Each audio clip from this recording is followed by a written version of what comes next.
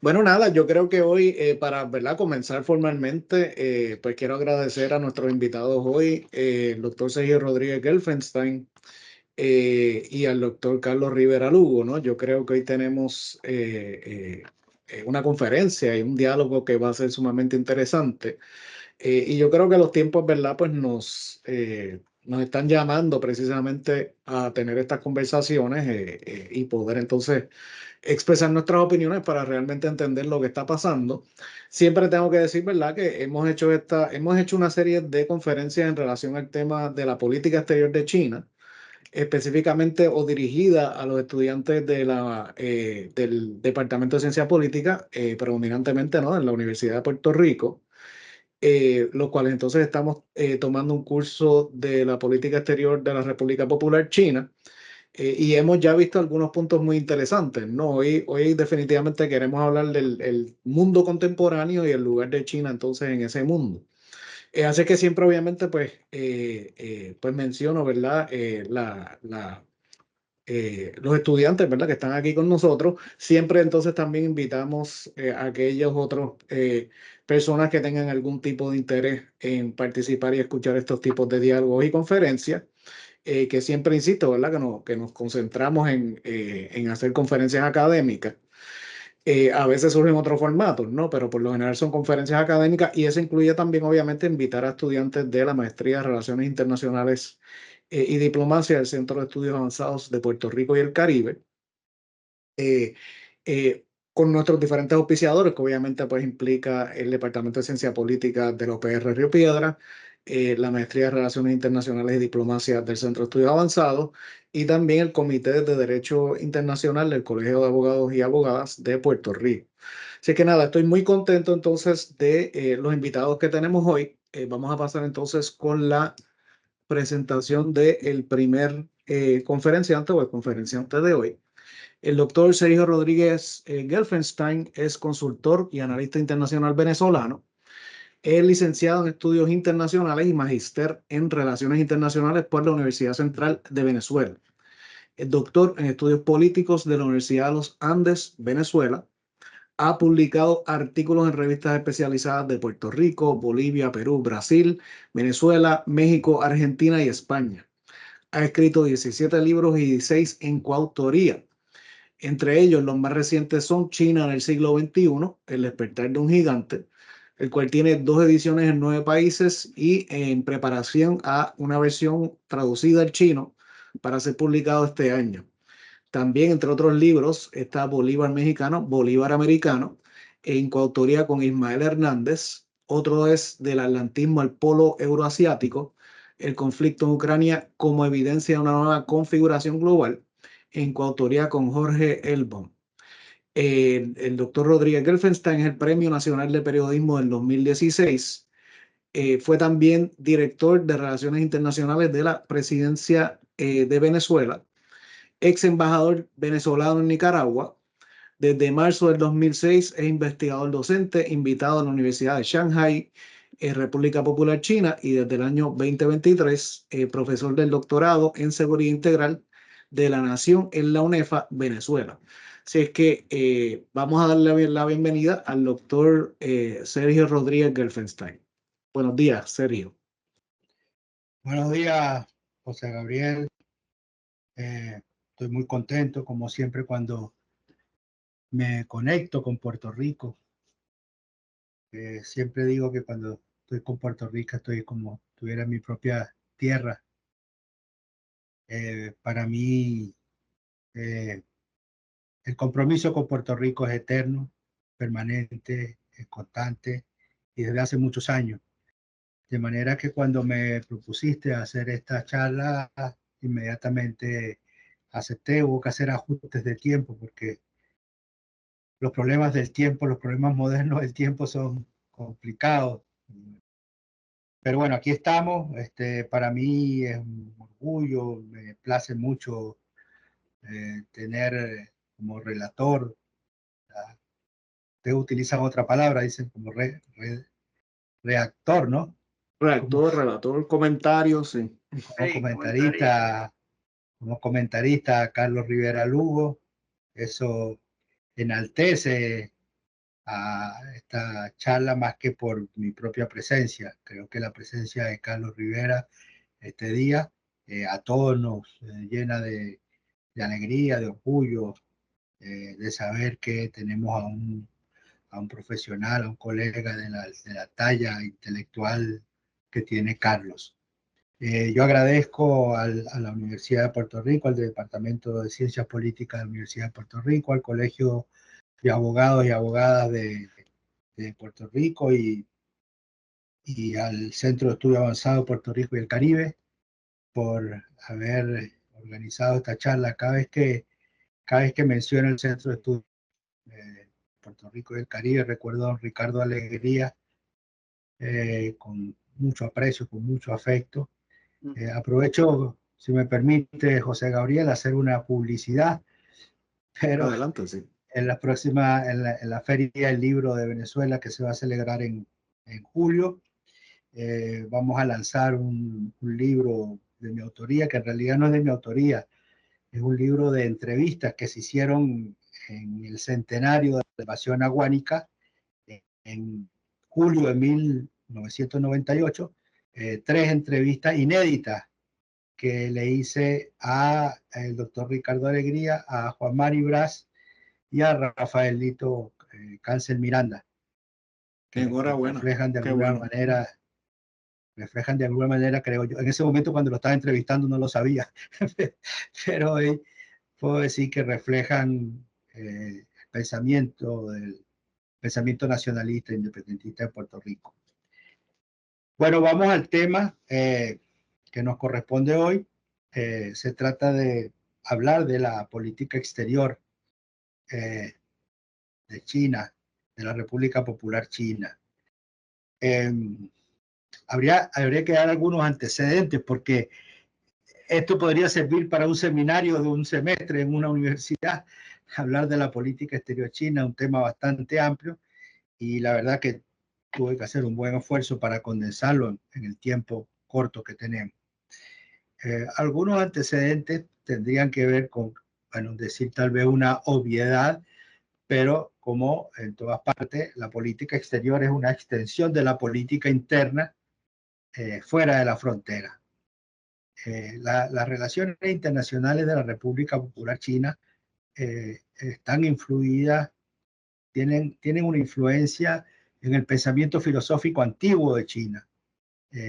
Está presente, por ejemplo, las ideas de Confucio, que establecía parámetros muy claros de comportamiento en muchos aspectos, pero en función de la política exterior yo destacaría 3 de ellos: la obediencia, la jerarquía y el papel del colectivo, que son bases fundamentales del pensamiento confuciano y que están insertos en la construcción, en la realización de la política exterior china. Asimismo, a veces cuando se habla de filosofía china, filosofía antigua china, se suele hablar de Confucio y se supone que ya ahí cubrimos todo el espectro, pero la verdad es que la filosofía antigua china tiene 7, 8 escuelas, cada una de las cuales se vinculaban a algún tema. Por ejemplo, existe la de los legalistas, que algunos analistas más especializados dicen que está muy presente hoy en la conducción de la política del gobierno chino y sobre todo el presidente Xi Jinping, que hace grandes esfuerzos por dar avances institucionales en los procesos que se están viviendo. Pero también hemos escuchado hablar de los estrategas, que es una escuela. Nosotros hemos conocido mucho a Sun Tzu. Sun Tzu es un clásico, su libro es un clásico que se estudia en las academias militares en casi todo el mundo, y fue un libro escrito hace 2500 años. Bueno, él pertenece a la escuela de los estrategas. Y hay una escuela muy importante que tiene mucha importancia dentro de la política exterior china, que es el taoísmo. Algunos también lo traducen como daoísmo. El Tao eh, plantea el origen del camino trazado. y la fortaleza para unificar elementos como la articulación más que la fragmentación. Y el taoísmo es el que genera, el que da origen a la búsqueda del consenso, que es una práctica que está en el ADN de la República Popular China. Ese es un segundo elemento, el elemento del taoísmo como una influencia. El tercer aspecto que yo relataría tiene que ver con los elementos geográficos de la República Popular China que inciden en su política exterior. Vamos a decir algunos. Tiene 9,6 millones de kilómetros cuadrados, que representan el 6,7% de la superficie terrestre de nuestro planeta. Tiene un mar territorial de 380.000 kilómetros cuadrados. Tiene 5.500 kilómetros de norte a sur, desde el punto más septentrional hasta el punto más meridional, 5.500 kilómetros. Y tiene 5.200 kilómetros de este a oeste, o sea, desde el mar hasta la frontera con los países del Asia Central. Tiene 20.000 kilómetros de fronteras terrestres con 14 países. Y más de eso, tiene 6 países más con los que tiene fronteras marítimas. Tiene límites marítimos, de manera que la República Popular China tiene fronteras con 20 países. China tiene 6.961 islas y además Taiwán tiene 411 islas. Bueno, además de Hong Kong y Macao. Tiene una línea costera de 32.000 kilómetros. 18.000 de línea costera continental y 14.000 kilómetros que se generan a partir de estas más de 7.000 islas que tiene. También analizando el país desde el punto de vista geográfico, hay que decir que por la extensión tan grande que tiene, nos encontramos con una diversidad geográfica muy, muy amplia. Por ejemplo, en el norte del país, un gran bosque de lo que se llama la taiga rusa, que por supuesto se extiende más hacia el territorio chino. Al oeste, un extenso desierto escasamente poblado, la zona oeste del país. Al sur, los Himalayas, la meseta de Qinghai, el Tíbet. Estamos yendo aquí ya a 8.000 metros sobre el nivel del mar. Y toda esta situación es muy importante a la hora de analizar la política exterior de China, porque ha habido por parte de China, por todas estas condicionantes, una búsqueda permanente de las rutas de comunicación. Y este es un elemento geopolítico básico a la hora de estudiar la situación y la política exterior de China. Hay una ruta marítima en Asia que influye no solamente en China, influye en todos los países del Asia Oriental, que es el Estrecho de la Malaca. El Estrecho de la Malaca viene a ser como un canal de Panamá para nosotros, como un canal de Suez para los europeos. Es una vía marítima que transita la mayor parte de la flota mercante y petrolera que van desde el Asia Occidental, digamos, de la rica zona de producción energética del Asia Occidental hacia los países en crecimiento y desarrollados del Asia Oriental. Entonces, esta situación es muy importante porque es un elemento para mí fundamental de análisis de la política exterior china por el carácter estratégico que tienen los mares como garantes de sobrevivencia para China. Incluso con todos los recursos que tiene, China sigue siendo deficitaria en materia energética, y aunque ha establecido enormes acuerdos de cooperación en materia de abastecimiento energético con Rusia y también con los países del Asia Central, hay un gran gasoducto que viene de Turkmenistán hacia China, sigue siendo deficitaria. Entonces, la solución de ese déficit energético se va a transformar en un elemento fundamental de la política exterior de China, porque debe solucionar ese problema.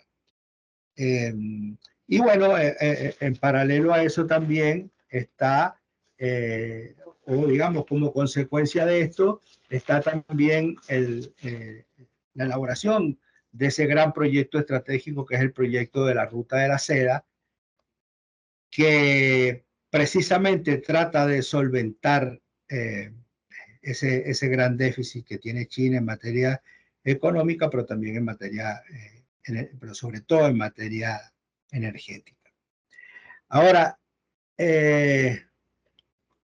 ya entrando en el tema, digamos, todo esto fueron algunos antecedentes importantes de conocer, pero ya entrando en el tema, habría que decir que hacer una historia reciente de hacer una historia de la República Popular China o establecer algunos parámetros del comportamiento de China en materia de política exterior, creo que pasa por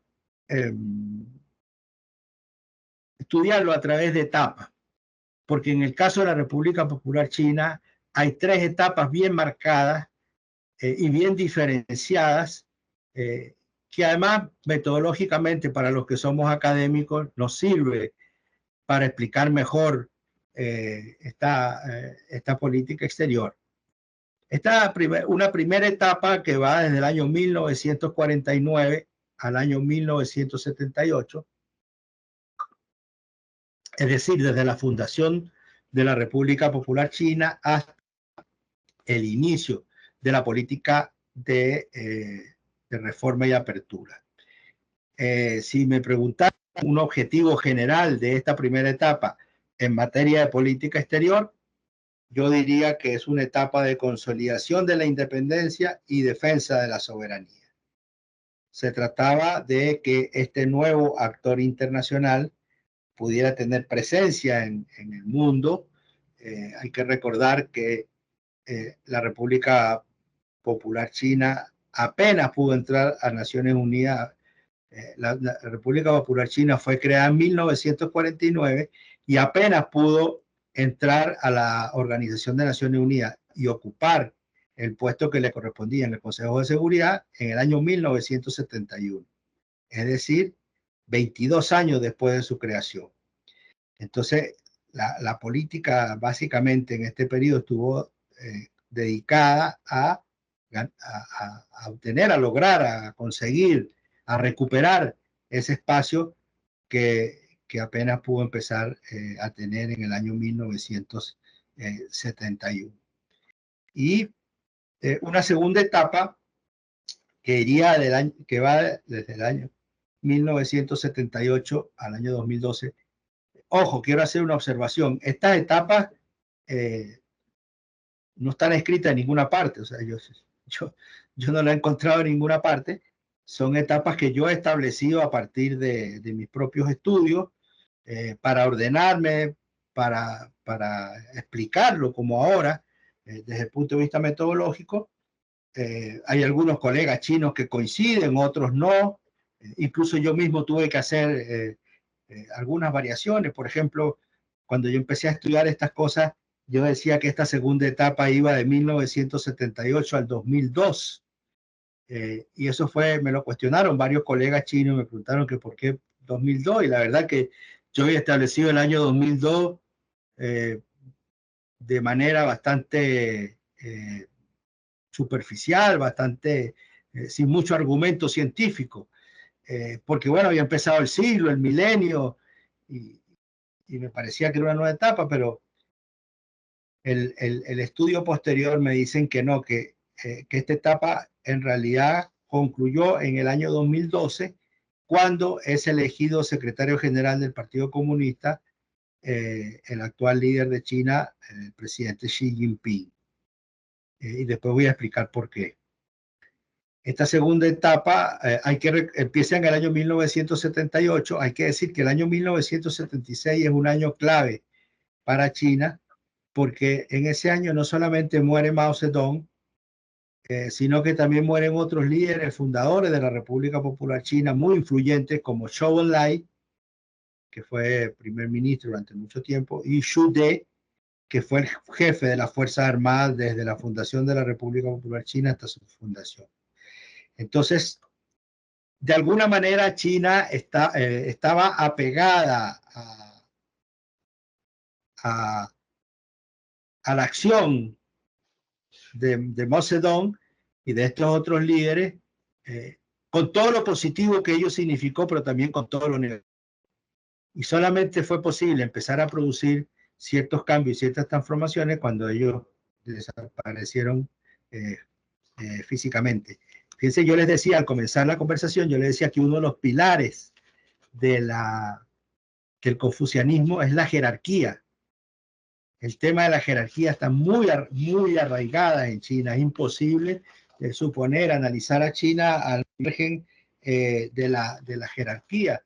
Y también hablábamos de la obediencia, que son elementos bastante incomprendidos para nosotros en Occidente, pero el planteamiento de Confucio, que se sustenta en lo que él llama la piedad filial, él dice que los gobernados tienen que tratar a los gobernantes como si fueran hijos, como si fueran padres los gobernantes, y los gobernantes deben tratar a los gobernados como si fueran hijos. Entonces se establece una relación filial entre gobernante y gobernado, y eso está muy presente en el quehacer, en la cotidianidad del pueblo chino, y por tanto tiene influencia también en la política exterior. Esta segunda etapa, hasta el año 2012, yo considero que fue una etapa de creación, sobre todo de un entorno regional y mundial favorable para la proyección internacional de China. Creo que si se pudiera resumir en una frase el objetivo de esa etapa, yo lo resumiría en esa frase: creación de un entorno regional y mundial favorable para la proyección internacional de China. Y la tercera etapa, que es una etapa que se inició en el año 2012, en la cual nos encontramos aún, y que se proyecta en el siglo XXI, es lo que se podría decir que se trata de cumplir el sueño chino. El sueño chino es la propuesta de política del presidente Xi Jinping para el siglo XXI. Entonces se trataría de el cumplimiento del sueño chino en materia de política exterior. Ahora, si quisiéramos plantear algunas cosas generales con respecto a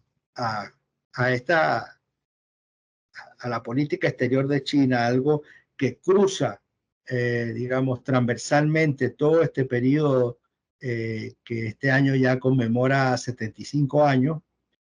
En primer lugar, yo creo que ha habido una gran preocupación en los últimos años, y ojo, digo en los últimos años, yo diría en esta tercera etapa básicamente, por absorber los cambios en la estructura del sistema internacional. Hasta el año 2012, China se encontraba bastante aislada del mundo, pero más que aislada del mundo, cerrada hacia el mundo, bastante cerrada. Y eso tiene su explicación porque habría que decir, por ejemplo, que la palabra China no existe en China. Los chinos cuando hablan y se refieren a su país hablan de Zhongguo, y Zhongguo significa el centro del mundo. En la investigación que yo hice todavía a finales del siglo XIX, encontré un documento de un consejero del emperador que, al referirse a la llegada de extranjeros a China, le decía al emperador que había que tomar medidas que había que tener mucho cuidado porque estaban llegando salvajes. Era la manera como se refería a los extranjeros. O sea, China permaneció cerrada al mundo, totalmente cerrada al mundo durante toda su historia, y todavía en la historia reciente de la existencia de la República Popular China, esa situación se mantuvo. Y realmente, cuando uno estudia con la realidad de lo que ha ocurrido, eso apenas comenzó a cambiar en el año 2012. Piensen ustedes que China entró apenas al Consejo de Seguridad en el año 1971 y en el año 1978, o sea, apenas 7 años después, empezó la política de reforma y apertura. Y la política de reforma y apertura, a veces a los colegas chinos no les gusta que yo diga esto, pero la política de reforma y apertura transformó al Ministerio de Relaciones Exteriores China en un Ministerio de Comercio Exterior y a las embajadas chinas en oficinas comerciales. Casi la totalidad de la actividad del Ministerio de Relaciones Exteriores y de las embajadas chinas estaba dedicada a la atracción de inversión y tecnología, y por tanto sus vínculos eran básicamente con empresarios y en algunos casos con los políticos, pero no tenían relaciones ni con parlamentos, ni con universidades, ni con la sociedad civil, ni con organizaciones sociales, culturales, ni con los partidos políticos. No tenían ningún tipo de relación. Entonces, China, a pesar que ya tendríamos que decir que al comienzo de este siglo comenzó a manifestar un gran poderío económico, todavía continuaba cerrada.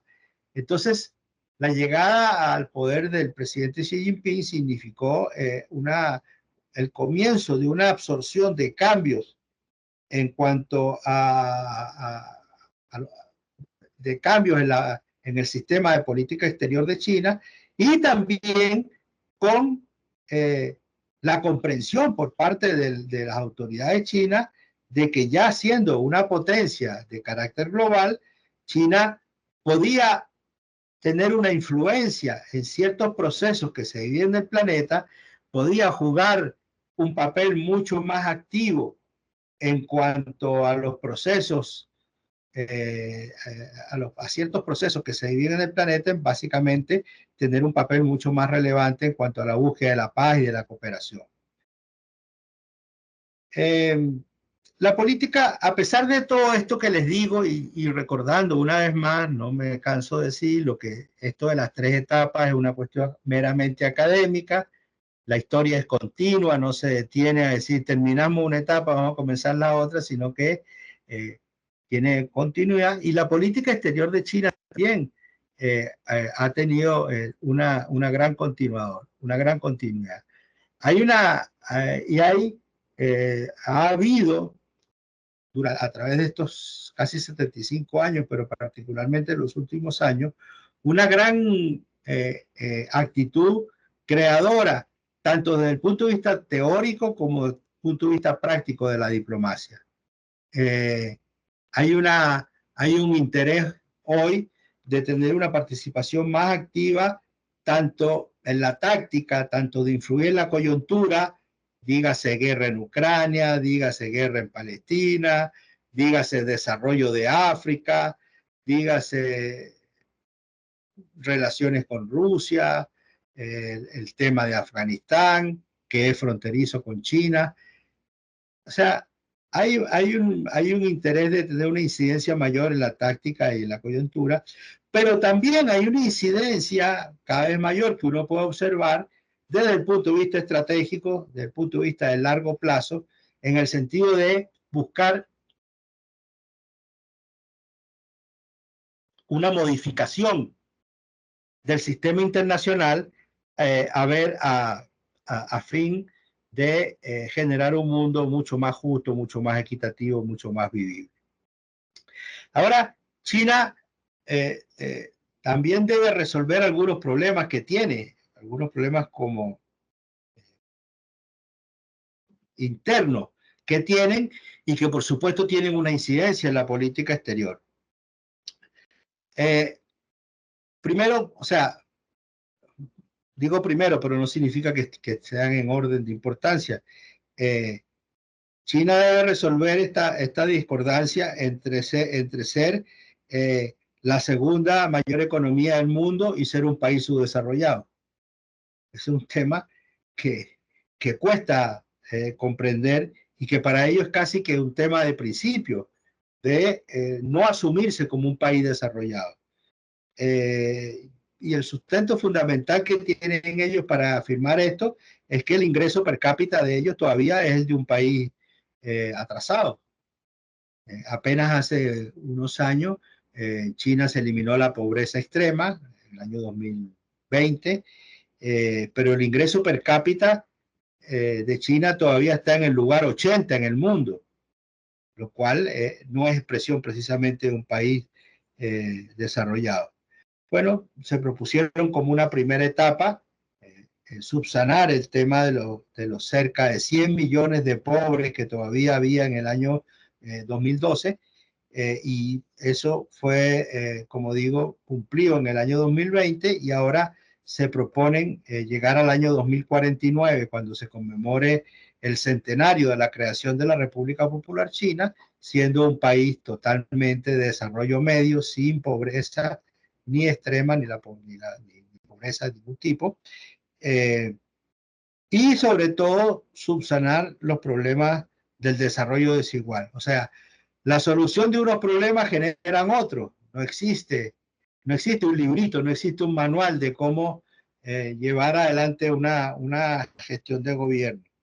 En la medida que sacas gente de la pobreza, esa gente, y no desarrolla las zonas rurales, entonces la gente que sale de la pobreza, que básicamente, y en particular en China, vive en zonas rurales, tiene la tendencia a irse a la ciudad, generando un gran desequilibrio, sobre todo porque merma la producción agrícola y pecuaria, y eso genera un déficit que tiene que subsanarse por vía externa, pudiendo tener la capacidad de solucionarlo por vía interna. Bueno, estos elementos, estas contradicciones, estas situaciones que China ha ido descubriendo en los últimos años, forman parte de, yo diría, una preocupación transversal a lo largo de todos los 75 años de la República Popular China.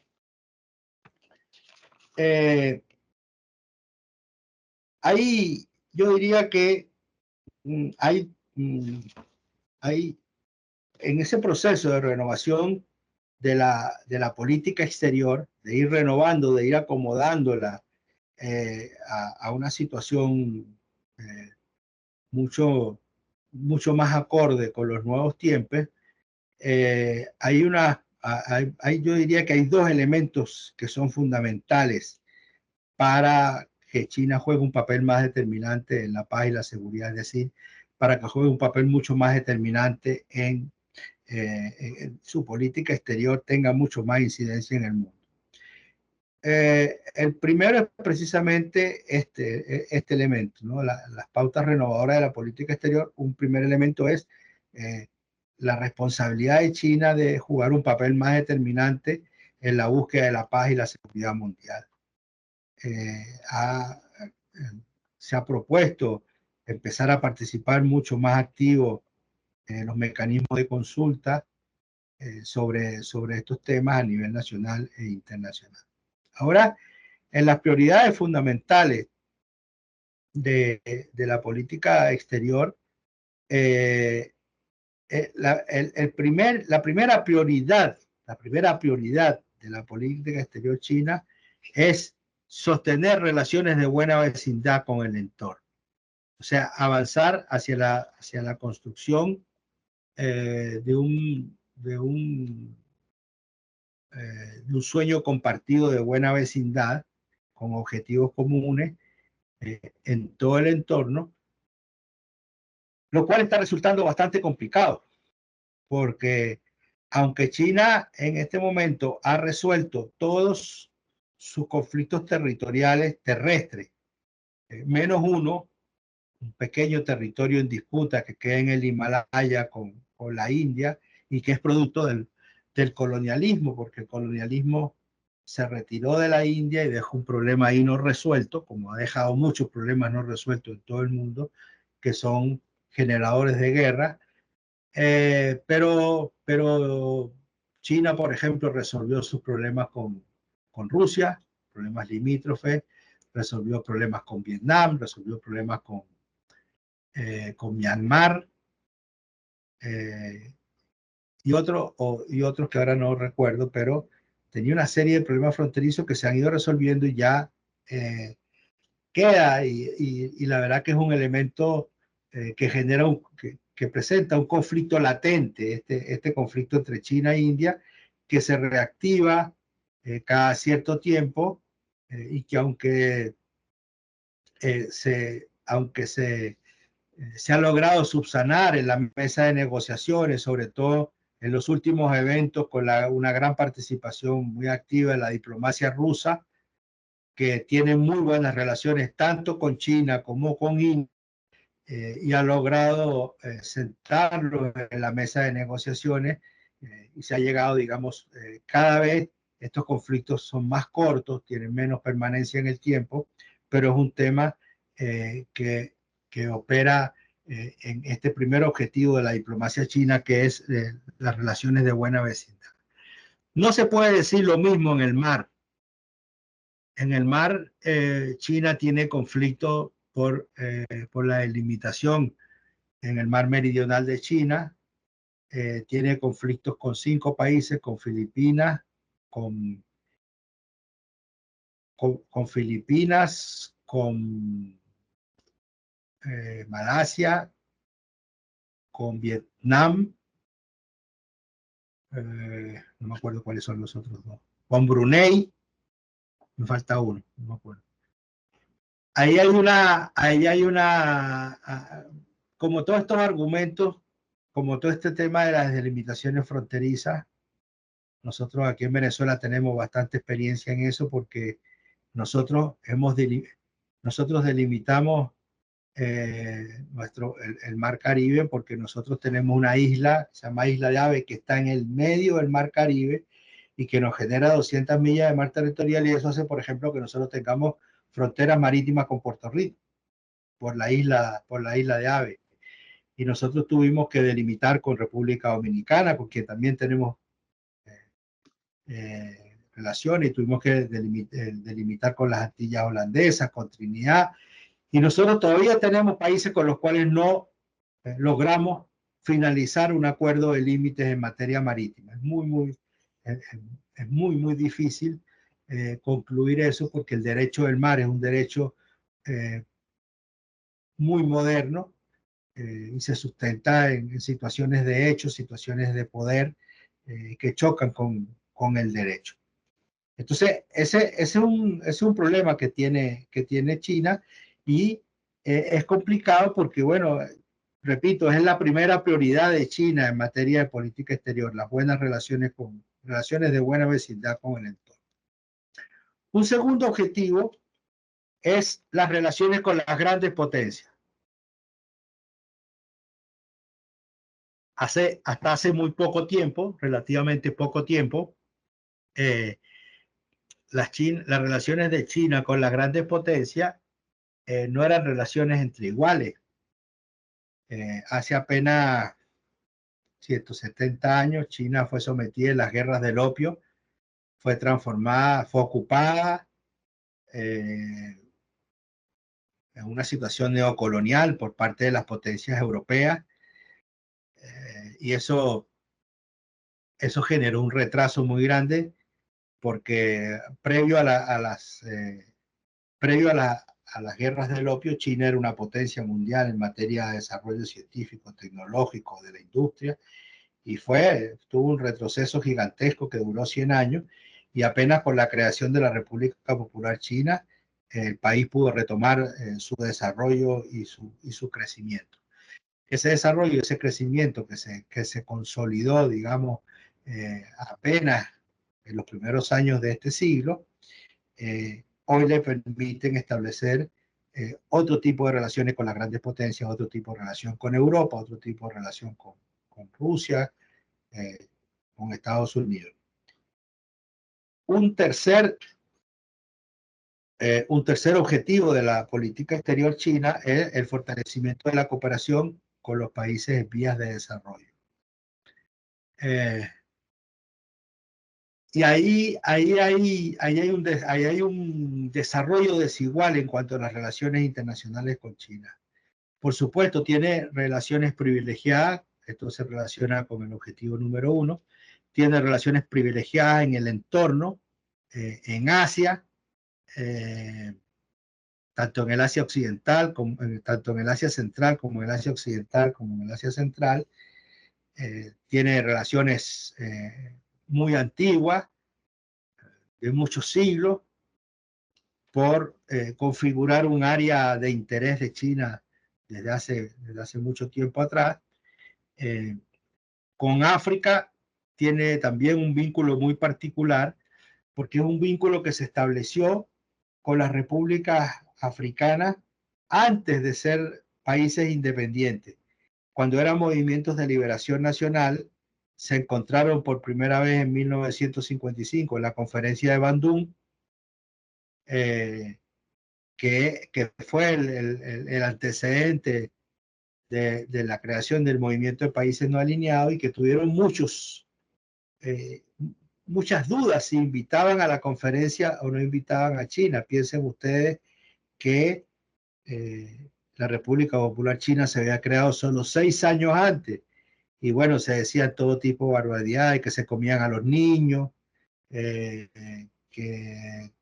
ponían a la gente a la gente presa, etcétera, etcétera, etcétera. Y bueno, ahí hubo muchas dudas si los invitaban. Finalmente se impuso el liderazgo que en ese momento tenía el líder egipcio Gamal Abdel Nasser, que le dijo, bueno, invitemos a China, y si vemos que se comen a los niños, los votamos, pero a lo mejor no se los comen. Entonces, yo siempre, finalmente invitaron a China, y ahí hubo un discurso colosal de Zhou Enlai, que yo recomiendo a todos que lo lean, el discurso de Zhou Enlai, la conferencia de Bandung, porque es una pieza extraordinaria de política sur-sur, o lo que hoy se llama el sur global. Y entonces, aquí encontramos la explicación de por qué en este fortalecimiento de la cooperación con países en vías de desarrollo, nosotros, América Latina y el Caribe, somos los más atrasados. El primer país que estableció relaciones con China en América Latina y el Caribe fue Cuba en el año 59, tras el triunfo de la revolución, y todavía tuvieron que pasar 12 años más para que, tras el triunfo electoral del presidente Allende en Chile, el segundo país en establecer relaciones con China fue Chile. Entonces piensen ustedes que un país milenario tiene relaciones con América Latina de Estado apenas de hace 53 años. O sea, en el año 71 había 2 países que tenían relaciones con China. Y como decía anteriormente, pasaron solo 7 años y la política exterior china se transformó en una política comercial y económica que limitó los vínculos. En el año 71, China entró a las Naciones Unidas, y Estados Unidos autorizó a las oligarquías locales latinoamericanas a establecer relaciones con China. Por eso en esta década se están conmemorando el 50 aniversario de las relaciones de casi todos los países de América Latina con China. Nosotros lo conmemoramos este año precisamente en Venezuela. Entonces, yo siempre, cuando los chinos, que les cuesta mucho comprender América Latina y que de hecho no la comprenden ni la entienden, yo sé que este planteamiento parece muy arrogante de mi parte, pero estoy dispuesto a discutirlo y argumentarlo con quien sea y donde sea, porque este argumento, esta definición proviene de un largo estudio para tratar de entender por qué hay tanta distancia, no solamente geográfica, sino que tanta distancia en cuanto al relacionamiento. Nosotros no sabemos nada de China y los chinos no saben nada de nosotros.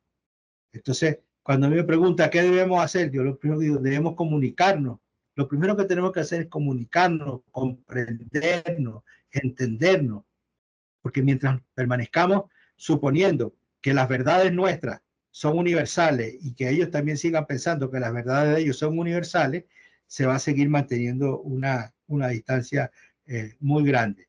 Y bueno, este es el tercer objetivo fundamental de la política exterior de China. El cuarto objetivo es la decisión de mantenerse más activos en la diplomacia multilateral. Hasta hace unos años China tampoco participaba del sistema multilateral, eran muy poco las responsabilidades que China asumía en las organizaciones internacionales, y eso ya ha comenzado a revertirse. Y, por ejemplo, hasta hace poco la directora general de la Organización Mundial de la Salud era una ciudadana china, y así creo que en la FAO también hubo un dirigente chino. China también está participando mucho más activamente en las operaciones multilaterales de paz de Naciones Unidas, está jugando un papel mucho más relevante en los mecanismos de búsqueda de la paz. Ustedes vieron lo que ocurrió en el acercamiento para solucionar el conflicto entre Irán y Arabia Saudí, que tuvo una repercusión enorme, no solamente las relaciones entre estos dos países, sino que cambió definitivamente el mapa de la política internacional en el Asia Occidental. Fue el inicio de la resolución de una serie de conflictos bilaterales y multilaterales que había entre varios actores ahí en el Asia Occidental. Y la verdad que más allá del conflicto entre Palestina e Israel, que es un tema que se debe conversar por separado, las relaciones, la situación en el Asia Occidental es muy distinta hoy que hace 1 o 2 años atrás. Está paralizada la guerra en el Yemen, Siria volvió a ser admitida en la Liga Árabe, Turquía y Egipto se pusieron de acuerdo para solucionar los problemas que tenían, que eran de orden político. O sea, hay una serie de acciones que se están produciendo muy aceleradamente, y eso en gran medida se debe a la eficiente diplomacia silenciosa de China. Entonces, este es un primer objetivo, digamos, yo decía que había dos grandes objetivos de la política exterior de China, de la renovación de la política exterior de China. Este que es el primero, que es un papel más determinante en la paz y la seguridad, y un segundo objetivo, que es un objetivo, digamos, más teórico, que tiene que ver más con la sistematización de los elementos de la política exterior, con lo que ellos llaman una aplicación más científica de la unidad entre la teoría y la práctica, que pasa precisamente por un esfuerzo muy grande de parte del presidente Xi Jinping, que el presidente Xi Jinping prácticamente dinamitó la Cancillería. La está reestructurando, la está casi haciendo de nuevo. Y para ello se está apoyando en una camada, podríamos decir, de diplomáticos jóvenes que hoy tienen entre 40 y 50 años, que tienen una idea distinta de la diplomacia, que hablan, que opinan. Los diplomáticos chinos eran mudos, no opinaban de nada, parecía que no existían.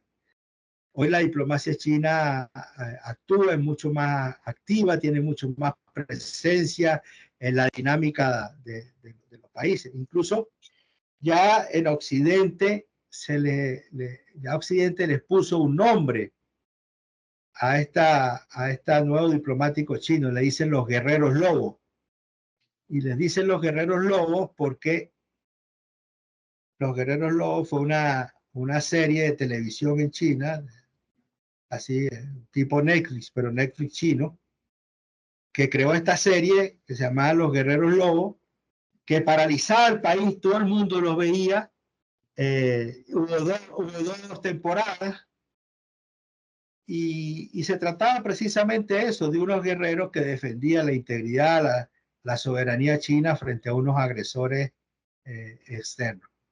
Y se transformaron en los héroes de los niños chinos en los últimos en los últimos años. Y entonces la diplomacia occidental, utilizando esa alegoría, hoy bautiza a los diplomáticos chinos como los guerreros lobos. Son diplomáticos contestatarios, son diplomáticos activos, ya no solamente se circunscriben al aspecto económico, sino que comienzan a tener una actividad mucho más intensa en relación con la dinámica nacional de los países donde están representados. Entonces, eso es expresión de un pensamiento más amplio, por un lado, pero también de un pensamiento estratégico y de una alta capacidad de gestión. China siempre está preocupada de producir algunas definiciones básicas. La terminología china en materia diplomática es muy particular. Nosotros la desconocemos. Tiene una serie de elementos muy particulares que no tienen ninguna relación con ningún otro país del mundo. Y ellos están permanentemente preocupados de producir estas definiciones básicas. Yo les decía que las necesidades estratégicas de China pasaban en primer lugar por la contradicción entre ser un país en vía de desarrollo y ser una superpotencia. Eso en lenguaje coloquial no cuadra, y eso le genera grandes tensiones internas, pero también genera grandes tensiones en el plano internacional. También pasa por desarrollar y renovar su propia política interna para dar respuesta a las demandas cotidianas que ocurren. O sea, es muy curioso, tú solucionas un problema y se te genera otro problema. Tú solucionas el problema de la pobreza y se te genera una aglomeración urbana. Entonces, ahora tienen que resolver el problema de la aglomeración urbana y ver cómo logran que los campesinos puedan volver al campo y no se queden en las ciudades, no se quede en una zona despoblada de las ciudades. Y también hay una gran preocupación en China, yo diría en tercer lugar, como una necesidad estratégica, de establecer con claridad la dirección y las características que adquirirá la democracia, la diplomacia, perdón. Porque es muy, bueno, esto yo lo digo siempre como en general, ¿no? O sea, creo que el arte de la política tiene que ver con manejar los elementos de carácter táctico y coyuntural de corto plazo con los elementos de carácter estructural, estratégicos y de largo plazo.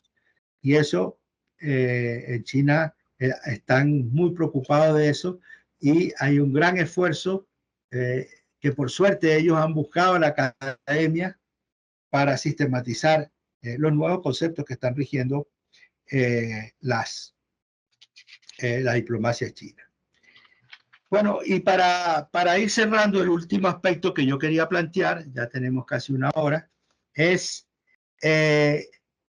cuáles son las direcciones principales de la política exterior china. Yo estuve estudiando para esta charla y yo podría definir 11 direcciones principales de la política exterior china. Una es el desarrollo pacífico. Cuando uno analiza con frialdad el desarrollo de las Fuerzas Armadas chinas y el potencial de desarrollo de China, uno se da cuenta que China es verdad que está desarrollando su potencial militar, pero tiene carácter absolutamente pacífico. Defensivo. Y dos expresiones que me permiten a mí afirmar esto. Una, las bases militares. China solamente tiene una base militar y es una base militar que está en Djibouti, país donde, por cierto, hay bases militares de todas las potencias. Es muy curioso. Hay una base militar de China, unos kilómetros más allá hay una de Francia, un poco más allá una británica, un poco más allá la de Estados Unidos. Todos los países tienen bases militares ahí y tienen bases militares por una cuestión muy específica.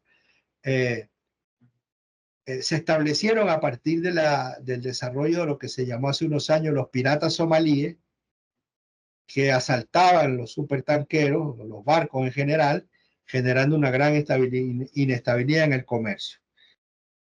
Y en segundo lugar, por la situación de la región, o sea, estamos hablando de la entrada del Mar Rojo, una cercanía con el Golfo Pérsico, por donde transita el 80% de la energía mundial, y bueno, las potencias, incluyendo China, tienen necesidad de darle vigilancia y continuidad a sus barcos, continuar la navegación. China tiene otra pequeña, pero ni siquiera es una base militar, es una base de escucha en Sri Lanka, muy pequeña, muy pequeña, y sería todo el contingente militar que tienen fuera de su país. Ese es un elemento que permite afirmar que el presupuesto militar chino, que es una sexta, teniendo China 5 veces la población de Estados Unidos, su presupuesto militar es una sexta parte del presupuesto militar de Estados Unidos.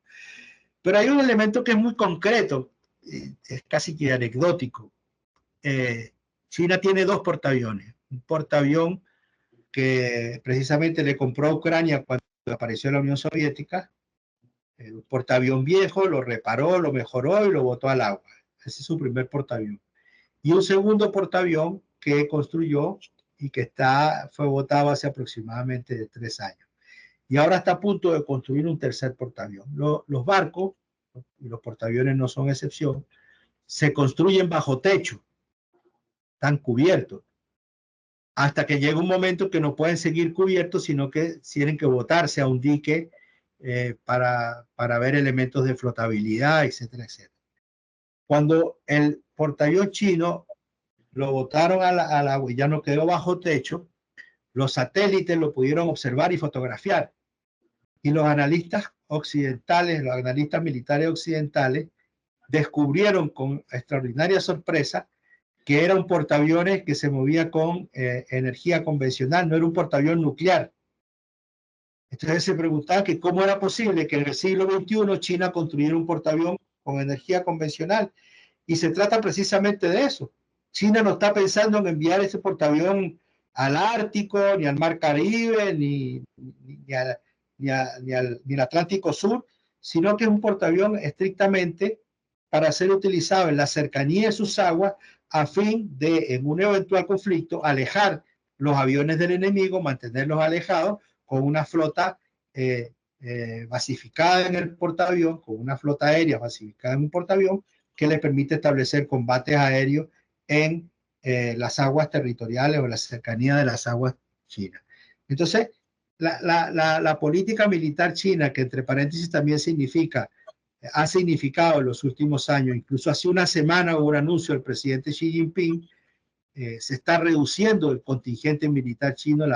La propuesta del presidente Xi Jinping cuando llegó al poder era reducir en 1 millón los soldados chinos para fortalecer sobre todo las tropas cibernéticas, las tropas electrónicas, o sea, prepararse sobre todo para la guerra electrónica. Esa es una dirección principal. Una segunda dirección es la relación con Estados Unidos. La relación con Estados Unidos en China hay 2 elementos fundamentales de la cotidianidad, digamos, de la característica del ADN del ciudadano chino que se manifiesta en el comportamiento del Estado y de la sociedad, que tiene que ver con la búsqueda, y eso tiene que ver también con el taoísmo. Todos conocen, han oído hablar del yin y el yang. Es la búsqueda del equilibrio, la búsqueda de la armonía, la búsqueda del equilibrio y de la armonía como objetivo central de la política, así como la búsqueda de la armonía y el equilibrio como objetivo central de cada ciudadano en la vida, en su relación humana. Y China aspira a utilizar estos elementos de la relación con Estados Unidos, mantener la armonía y mantener el equilibrio, y todos sus esfuerzos van encaminados a eso. Si hay alguna manera en la que China va a manifestar una supremacía, va a ser en lo económico, en lo científico, en lo tecnológico, como efectivamente está ocurriendo. No sé si vieron ayer la noticia de ayer, antes de ayer. Antes de ayer China dio a conocer el primer mapa geológico de la Luna, con un nivel de precisión nunca antes conocido. Entonces, eso ya plantea la posibilidad de explotar la Luna, de extraer minerales. Eso se dio a conocer apenas hace 2 días. Entonces, hay un desarrollo científico, tecnológico, económico, incluso financiero, en los que China plantea lograr su desarrollo, y en esa manera establecer relaciones con Estados Unidos en la búsqueda de la armonía y del equilibrio. Hay que decir que se habla mucho de la hegemonía china. La hegemonía en China es repudiada constitucionalmente. En el preámbulo de la Constitución china se rechaza la hegemonía. Es explícito. Ni siquiera es una cosa que se converse. Está explícitamente planteado en la Constitución china. Entonces, cuando hay palabras que nosotros en Occidente utilizamos mucho, el tema de hegemonía, ellos no la usan, o incluso frases como es la primera potencia, es la mayor productora, es la mayor, todo eso en China, yo nunca he escuchado eso. Tú estuviste allá, José Gabriel, viviste allá también un tiempo y me podrás desmentir, pero ellos no están en una competencia con nadie, ellos quieren lograr sus objetivos, y si ese objetivo lo llevan a ser el primero en algún área en el mundo, bueno, no es objetivo de ellos, no es algo que ellos estén diciendo. Ustedes pueden buscar la prensa china y jamás van a encontrar algo así. Bueno, ese es un segundo aspecto. Un tercer aspecto es lo que se llama la diplomacia periférica y la construcción de una unión de destino común en Asia. Como explicamos anteriormente, las relaciones en el entorno, la búsqueda de una situación de paz en el entorno, es también una dirección principal de la política exterior. 4. El establecimiento de una relación estratégica con Rusia. Hay que decir que China viene de una relación muy tirante con Rusia, con la Unión Soviética, que hizo que ya en los años 60, 70, 80, la Unión Soviética fuera considerada el enemigo principal de China, incluso por encima de Estados Unidos. Y eso fue lo que aprovechó hábilmente Henry Kissinger para establecer una alianza entre Estados Unidos y China contra la Unión Soviética, que fue magistralmente utilizada por Estados Unidos y logró la destrucción de la Unión Soviética. Pero eso está en proceso de recomposición, y un proceso muy acelerado, sobre todo desde la llegada de Xi Jinping al poder en China en el año 2012, y casi simultáneamente, un año después, el regreso del presidente Putin a la presidencia de Rusia. Y son personalidades distintas, pero tienen muchas similitudes. Bueno, primera similitud, llegaron al poder casi simultáneamente, aunque Putin ya había sido presidente en el año 2000 en China por 8 años. Otra similitud es la edad. Tienen una diferencia de edad que no supera un año. Putin es de octubre del 52 y Xi Jinping es de junio, creo, del 53, o sea que ni siquiera llega a un año de diferencia. Otra tercera similitud es que se forjaron en los años de la construcción del socialismo en China y en la Unión Soviética.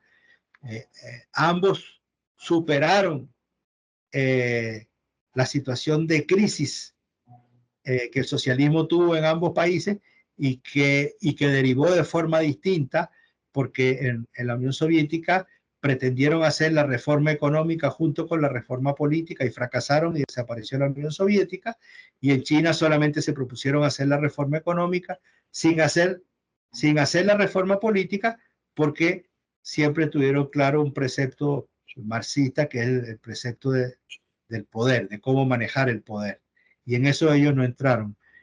Pero tanto Putin como Xi Jinping son hijos de ese proceso, del cual emergieron en la periferia, y ya en el post-proceso, diríamos, emergen forjándose un camino como líderes. Entonces, ellos creo yo que tienen una comprensión del momento político, de la historia que les toca jugar, de la situación política global, y entienden el papel. Y Xi Jinping se lo dijo claramente, se lo dijo abiertamente, se lo dijo a Putin en la última visita que hizo a Moscú. En el momento que se despedían, hubo una reunión en el Kremlin, y después de esa reunión el presidente Xi Jinping se dirigía directamente al aeropuerto para regresar a Beijing. El presidente Putin lo acompañó en las escaleras del Kremlin. Llegaron al vehículo, se abre la puerta del vehículo, y en el momento que se va a subir al vehículo, Xi Jinping se da vuelta y le dice: están haciendo cambios nunca antes vistos en los últimos 100 años. Ojo, en los últimos 100 años. Está haciendo alusión a un periodo de carácter estratégico. No está hablando de lo que ocurrió ese día, esa semana, ese año. No, de los últimos 100 años. Están ocurriendo cambios nunca antes vistos en los últimos 100 años. Y ustedes y nosotros somos los protagonistas. Entonces, esa frase encarna un simbolismo, pero también un presidente chino hablando de 100 años, que para ellos es un segundo en la historia, tiene mucha relevancia. Entonces, hoy ya hay una relación estratégica con Rusia, y yo me permito decir que sobre la base de esa relación estratégica entre China y Rusia se va a construir el mundo nuevo, que se va a comenzar a construir y que se está construyendo de la mano de los BRICS en este momento.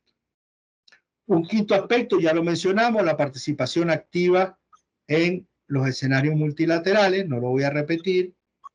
El punto 6 es el reforzamiento de los vínculos, con países en desarrollo.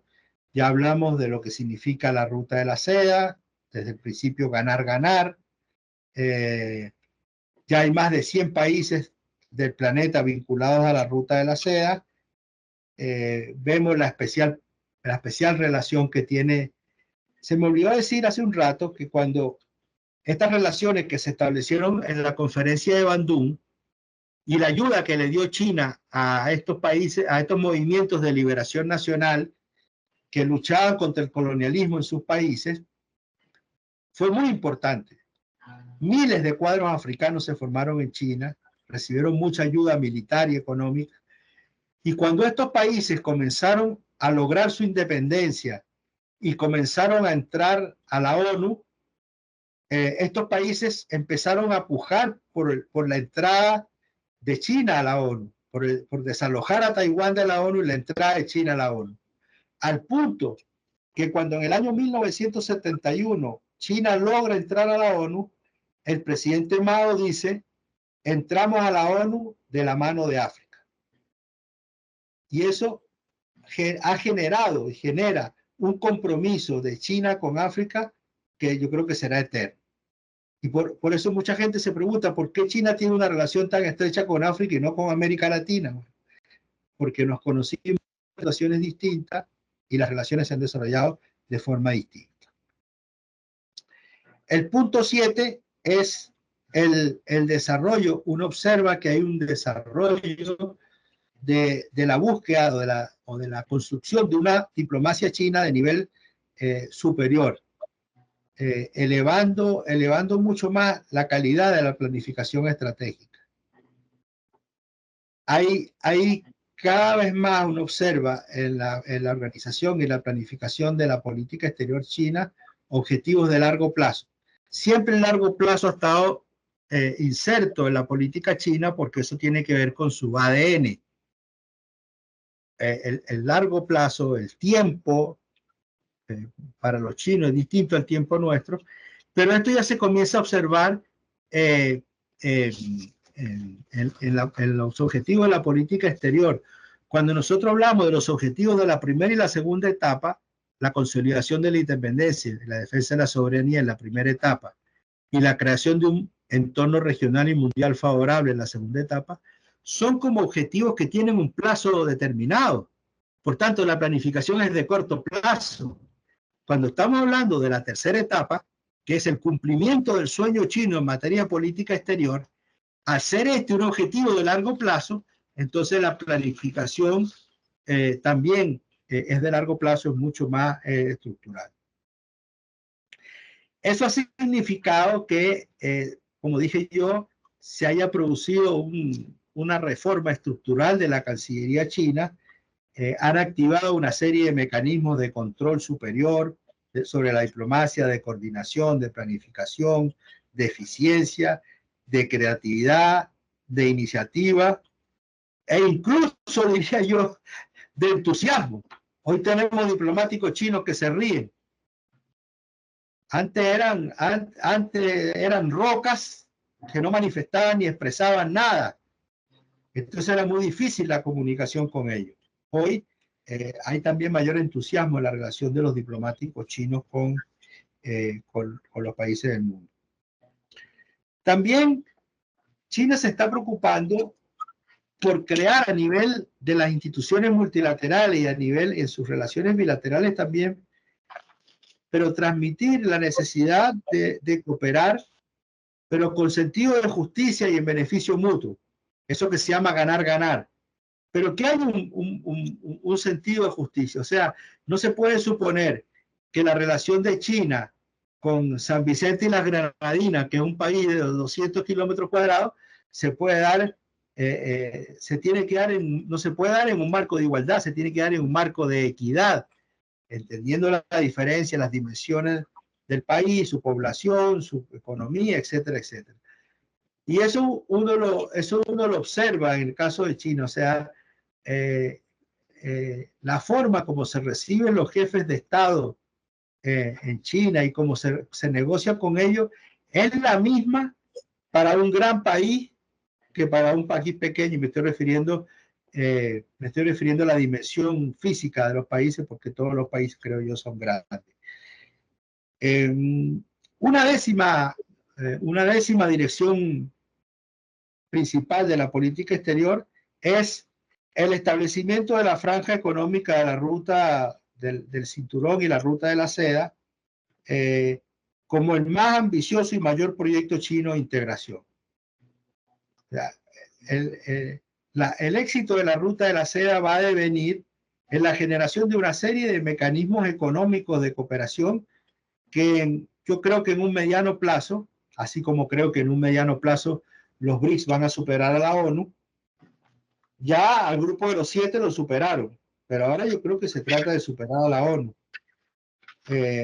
Me decía un diplomático de un país del BRICS hace 3 o 4 días que la próxima cumbre de los BRICS que se va a desarrollar en Rusia ya se llegó a un acuerdo de no aceptar nuevas inclusiones, porque necesitan estabilizar los BRICS. Los BRICS en este momento no se sabe qué son. No tienen secretaría general, no tienen sede, no tienen estatuto, no tienen carta, no tienen nada. Entonces, crece a partir de elementos de carácter subjetivo. Mira, yo creo que debe entrar tal país, pero entonces uno se pregunta, bueno, ¿por qué entró Etiopía y no entró Indonesia? Etcétera. ¿Por qué entró uno y no entró otro? Entonces, se van a detener para, creo yo, tras estabilizar estructuralmente la organización. Y desde el punto de vista económico, yo creo que ese gran papel de creador de una gran estructura económica de cooperación entre los pueblos va a ser la ruta de la seda. Y bueno, en el caso particular de China y América Latina, yo creo que deben establecerse relaciones de nuevo tipo. Las relaciones de China con América Latina todavía hoy son relaciones básicamente empresariales. China lo mismo tiene relaciones con Lula que con Bolsonaro, lo mismo tiene relación con los peronistas que con Milei, lo mismo tiene, como en su momento le dio lo mismo tener relaciones con Pinochet que con Allende. Ese pragmatismo extremo de las relaciones de China con América Latina, que hace que no les importen las violaciones a los derechos humanos, no les importa que los países sean producto de golpes de Estado, de violaciones de sus propias constituciones, es algo que está siendo muy, muy cuestionado, y que es algo que ellos están revisando, pero lo están revisando como hacen las cosas los chinos, con paciencia, con calma, para que los cambios que se produzcan no generen rupturas, no generen conflictos, sino que ayuden a mejorar, a ser más activos, y en este caso a tener una diplomacia mucho más efectiva que les permita cumplir los objetivos que se han trazado para este siglo XXI. Yo lo dejaría hasta ahí por ahora, y bueno, muchas gracias nuevamente por esta oportunidad. Espero no haberme extendido mucho porque es sumamente difícil, y les agradezco mucho. Saludos a todas y todos los que nos han escuchado, y les agradezco su presencia en esta conversación. Muchas gracias, doctor Rodríguez Gelfenstein. Realmente, pues, no, aquí ha complementado muchísimo, ¿verdad? Lo que ha sido el estudio de este semestre que hemos tenido con los estudiantes en relación a la política exterior de China. Así es que sin duda ahí abonamos, ¿verdad? A ese estudio. Voy entonces a darle el turno, ¿verdad? De reacción al doctor Carlos Rivera Lugo.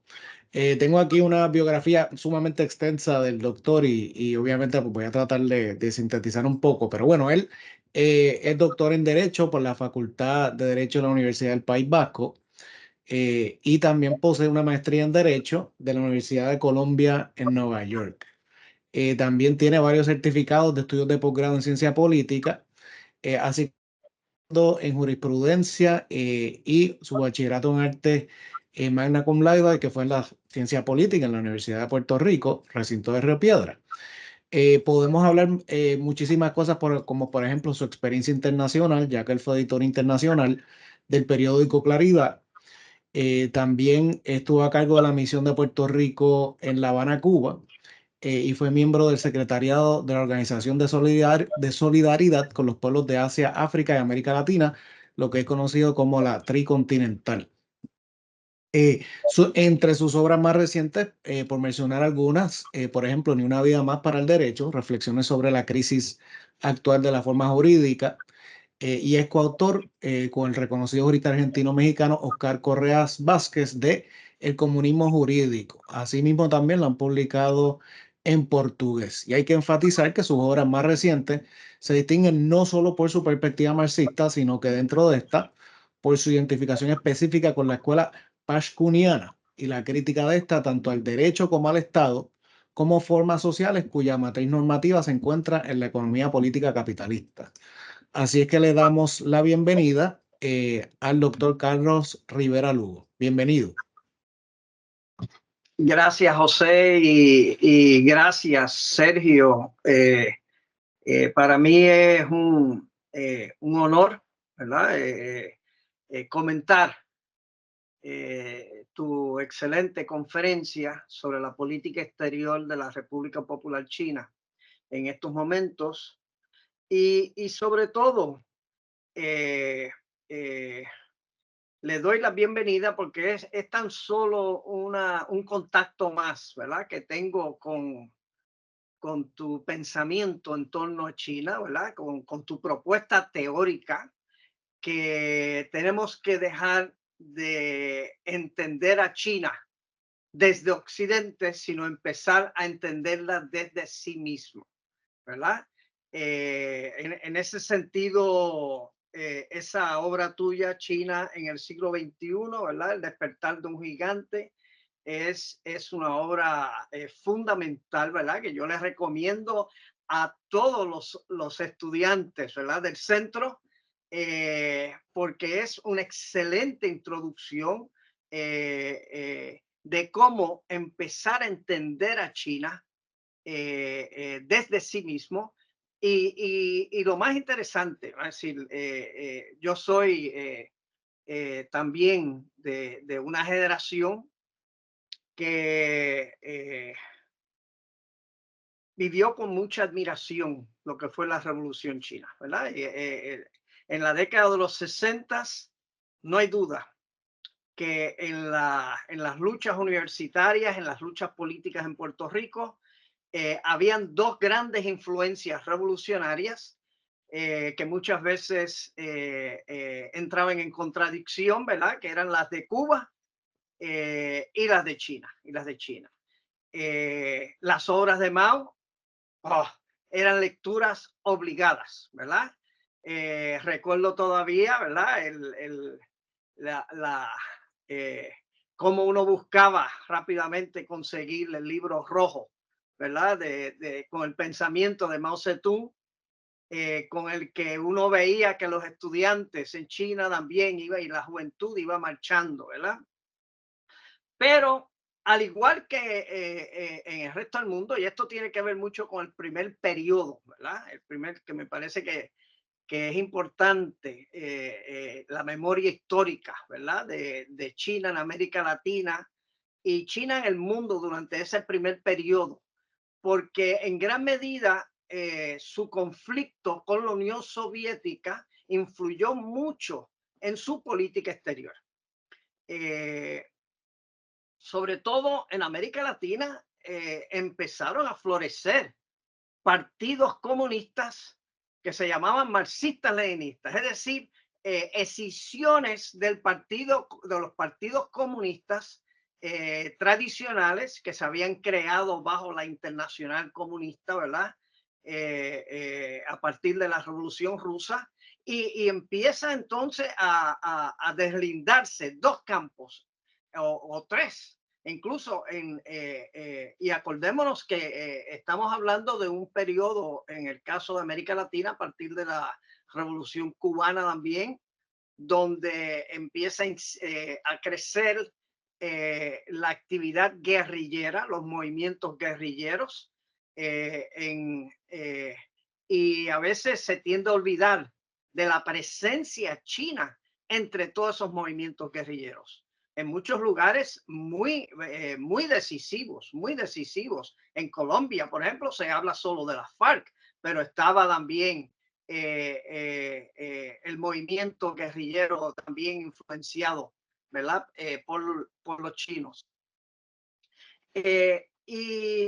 Y en gran medida hay que entender que en esta primera etapa una de las grandes diferencias que había era la crítica a lo que era la política de coexistencia pacífica y distensión de la Unión Soviética con los Estados Unidos, que muchas veces entendía China llevaba a que la Unión Soviética estuviese dispuesto a conciliar, a conciliar intereses en lo que China entendía era en detrimento de las luchas populares en América Latina, en África y en la propia Asia.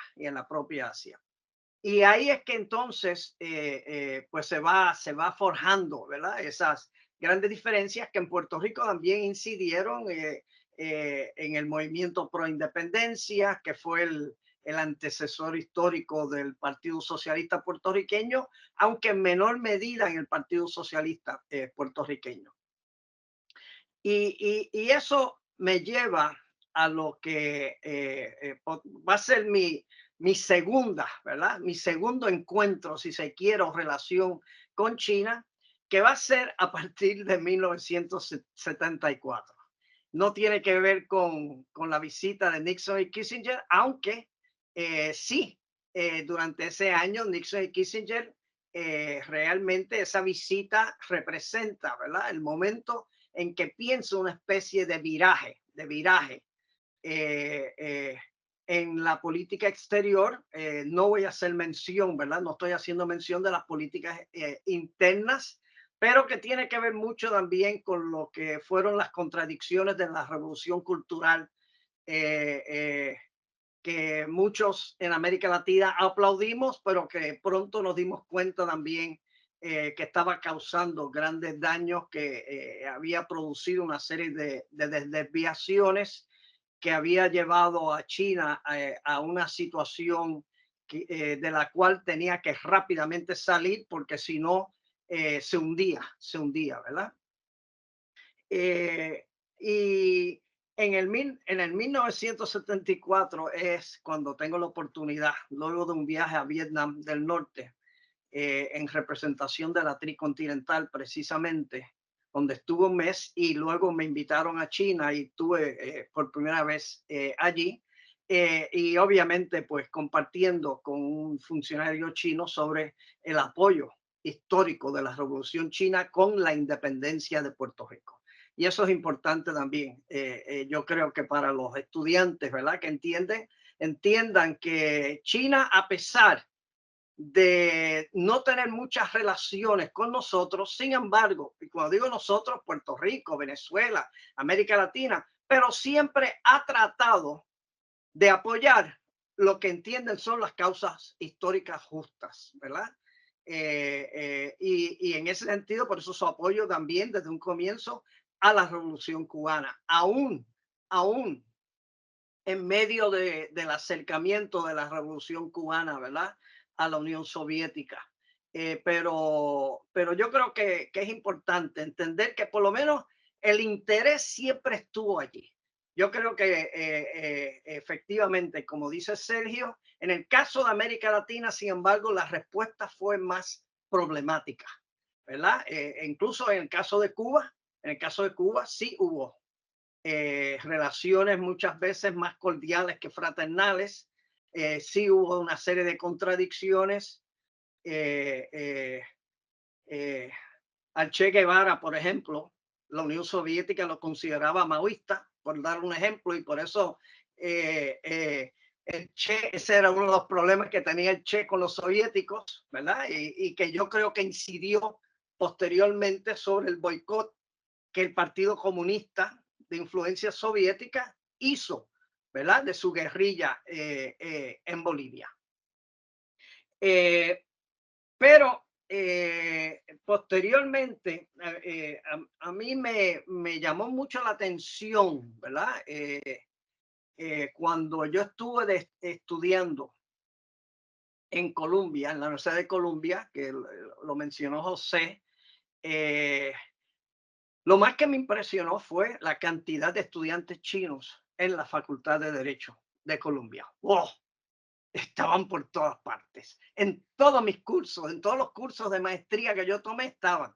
E incluso había hasta un curso que yo tomé que se titulaba La perspectiva china del derecho internacional. Interesantísimo, donde Columbia estaba tratando también de entender a los chinos, ¿verdad? Y su perspectiva, y continuamente muchos de los cursos como de derecho comparado, tuve ya los profesores pues hablando de las diferencias que había en la concepción china de la normatividad, determinada mucho más por la forma comunidad que tendía hasta ese momento a prevalecer más en su sociedad que el mercado, que la concepción capitalista del mercado, ¿verdad? Y que por eso era con los chinos, pues entonces tenían que ir a Estados Unidos para ver qué era eso del derecho que se esperaba que ellos aplicasen a las nuevas relaciones económicas internacionales, ¿verdad?, especialmente con Estados Unidos, y los nuevos contratos que había que firmar, etcétera, donde el derecho que se estaría aplicando no era el derecho chino basado en sus propios principios y toda su herencia, ¿verdad?, cultural, sino fundamentalmente el occidental, ¿verdad? Pero igualmente aprendí ahí en Colombia que también los chinos pues se encargaban de ir repensando esas influencias desde sus propias particularidades, ¿verdad? En la primera, bueno, tanto hablar del socialismo con particularidades chinas, que eso al principio en la izquierda no se entendió mucho, especialmente una izquierda que a veces se inclinaba mucho más a las críticas del Che Guevara, al uso de las formas capitalistas, las formas de valor, etcétera, ¿verdad? Para los intercambios. Y en ese sentido, de repente ver a China adoptando, ¿verdad? Todas esas formas sociales del capitalismo, especialmente también en el periodo de auge del neoliberalismo a nivel mundial, pues algo que chocó inicialmente, ¿verdad? Chocó inicialmente. Y eso pues tendió a coincidir también con esa diplomacia un poco más callada, pasiva, ¿verdad? Que también fue adoptando China durante ese periodo, que no quería hacerse parte muy vociferante de unas críticas a las potencias occidentales. Pero muy pronto, pues uno empieza a ver obras, ¿verdad? Como las de Giovanni Arrighi, que yo les recomiendo también a los que tengan mucho interés, ¿verdad? Interés en China, que es el libro, su obra Adam Smith en Pekín, ¿verdad? Donde Arrighi pues relata, describe cómo los chinos pusieron patas arriba a Adam Smith. Y más allá de la riqueza de las naciones, que era la obra, la única obra que básicamente se enseña en Estados Unidos sobre Adam Smith, los chinos pues empiezan a hablar de otra gran obra de Adam Smith sobre los sentimientos morales y cómo la producción de riqueza no puede existir sin una mejor distribución y sin unos criterios éticos y morales. Y en ese sentido uno ve cómo los chinos le iban aplicando, ¿verdad? Lo que decía Sergio, ¿verdad? Toda su concepción de mundo. Y ahí es donde uno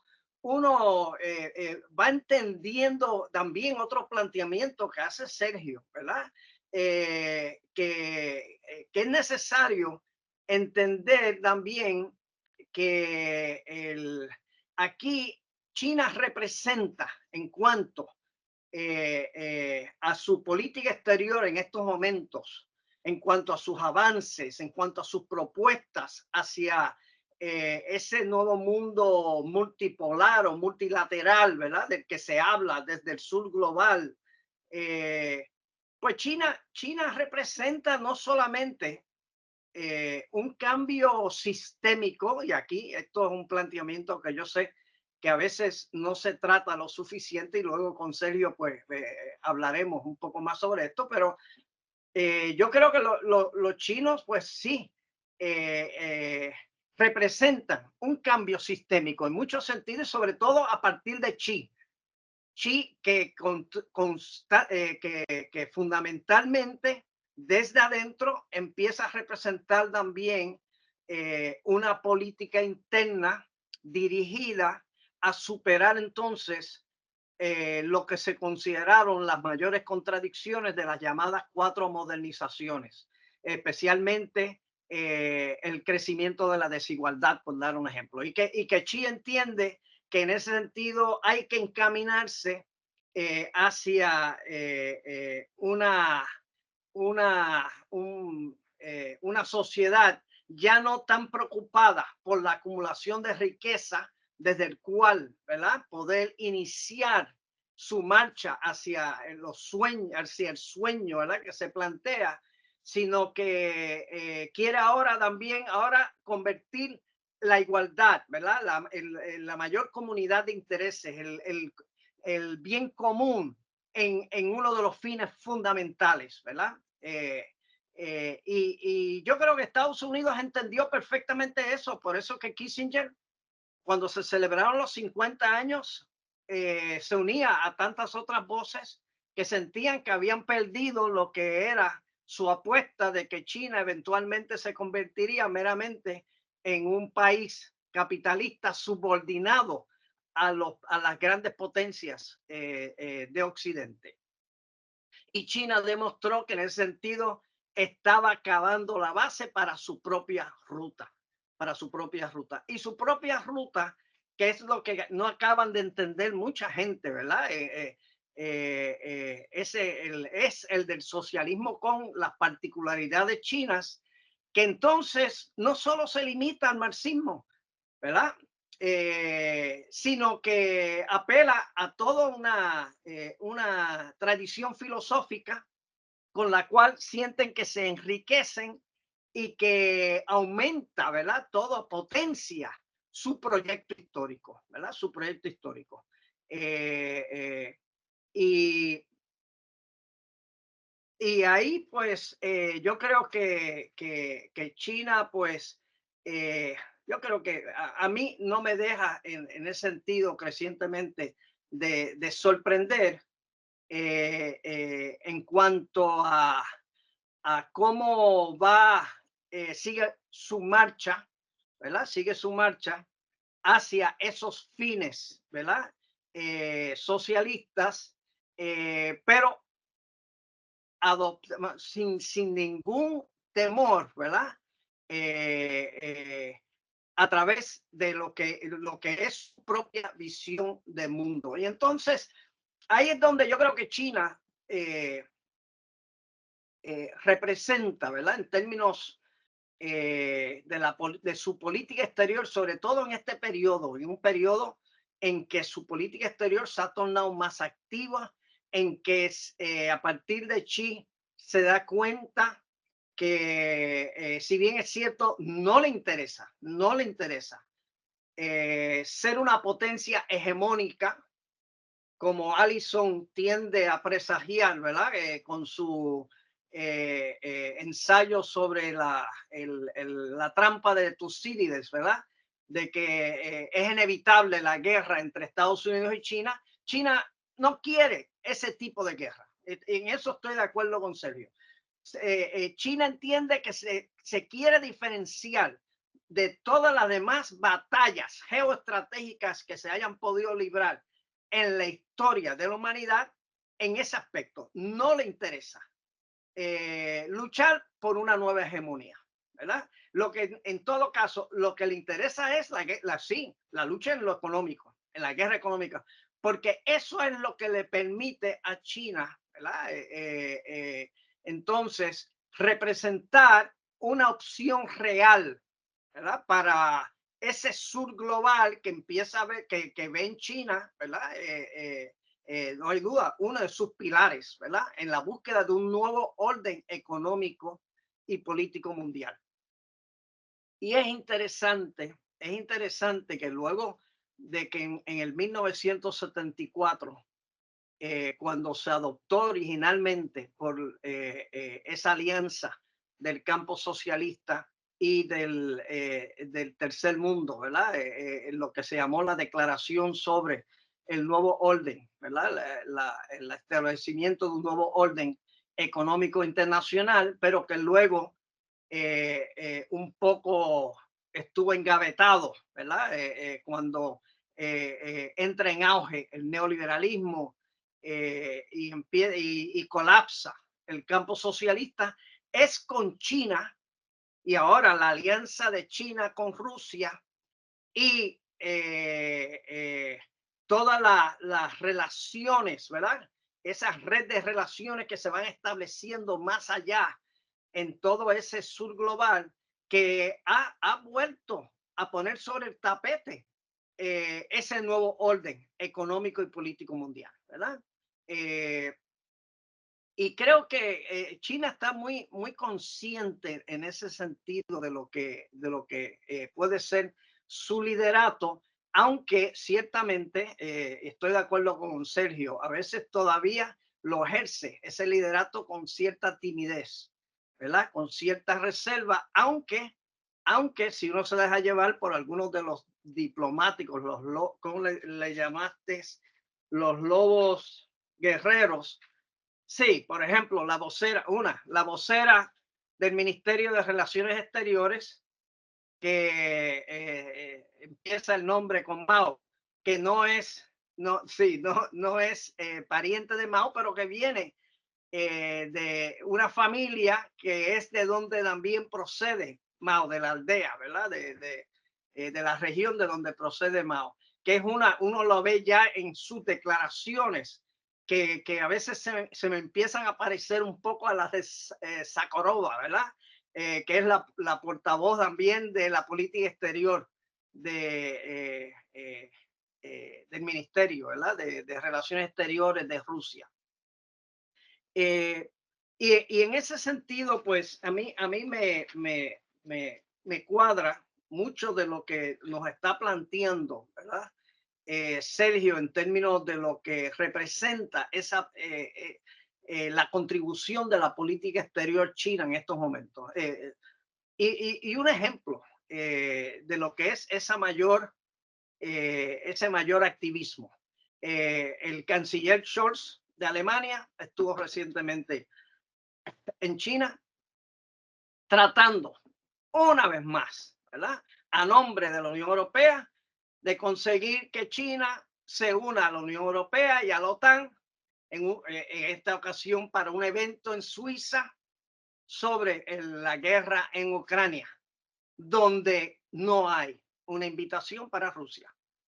Y Xi Jinping le hizo claro que sin Rusia ellos no van a estar presentes en nada, porque no hay entonces realmente ninguna posibilidad de llegar a algún tipo de acuerdo que pueda poner fin a esa guerra si no es con la presencia de todas las partes interesadas. Yo creo que China crecientemente entonces está enfrentando a uno de esos retos que mencionó Sergio, ¿verdad? De ver cómo se convierte ante la pérdida de credibilidad de Estados Unidos como interlocutor de muchas de estas crisis. Por ejemplo, la crisis en Gaza, no hay forma que Estados Unidos pueda seguir presentándose como el estado esencial, como dice Biden, ¿verdad? Sin el cual no se llega a ningún acuerdo. Bueno, hasta cierto punto, diría China. Pero no hay duda que si se depende solo de Estados Unidos para poner fin a la guerra de Ucrania o a la ocupación de Israel y al genocidio en Gaza, pues mira, pues vamos peligrosamente encaminándonos a un contexto internacional donde va a prevalecer crecientemente es la guerra, la inseguridad y el peligro de mayores agresiones, porque igualmente China ha leído los mismos documentos, ¿verdad? Que ya conoce, que ya se han publicado extensamente, donde Estados Unidos habían definido, ¿verdad? Que su guerra con Rusia era tan solo el primer paso para luego, en la medida en que pudiesen lograr un cambio de régimen en Rusia, ¿verdad? Y derrotar a Rusia, pues poder pasar entonces a China, ¿verdad? Para una guerra contra China, porque Estados Unidos entiende que les resulta inaceptable dejar de ser el único que toma decisiones, ¿verdad? Y que define cuáles son las reglas de juego en la diplomacia y en las relaciones internacionales en estos momentos. Y por lo tanto, pues, y ahí es donde tiene China el gran reto de ver cómo se inserta, ¿verdad? Para convertirse en un interlocutor, que ya empezó a demostrarlo en el caso del conflicto de Arabia Saudita y de Irán, ¿verdad? Y se convirtió en el interlocutor que en ese sentido neutralizó en gran medida a Arabia Saudita, incluso en la actual coyuntura en torno a Gaza, porque según la información que ha circulado, Arabia Saudita le comunicó a Estados Unidos luego de la respuesta de Irán a Israel por su ataque a su consulado en Damasco, pues le comunicó a Estados Unidos que no iba a permitir que se usaran sus bases militares en Arabia Saudita para atacar a Irán. Y creo que en ese sentido también su relación estratégica con Irán es otra relación que crecientemente va a ayudar a consolidar la llamada ruta de la seda, ¿verdad? Porque ya que ese es el otro, yo creo que es el otro reto que tiene la política exterior china en estos momentos. O sea, cómo enfrentar un mundo desde su perspectiva, ¿verdad? Su perspectiva de que no es la guerra esta absoluta militar que puede regir o puede realmente ofrecer soluciones hacia el futuro, pero que entonces convencer a Estados Unidos, como lo ha expresado en varias ocasiones ya distintos voceros de la diplomacia china, que Estados Unidos tiene que entender que ya no puede tomar las decisiones fundamentales, ¿verdad?, de las relaciones internacionales por sí solo, sino que tiene que pensar en ser parte, ¿verdad?, de un mundo mucho más multilateral en sus procesos de toma de decisiones. Y en ese sentido, pues China tiene que ver cómo ahora como nuevo interlocutor se torna cada vez más activo en presentar, ¿verdad?, propuestas. Y por ejemplo, yo creo que Rusia y China van a ser fundamentales, ¿verdad?, en ofrecer algún tipo de solución, ¿verdad?, al conflicto que actualmente se está librando en Gaza y lo que es la ocupación israelí, porque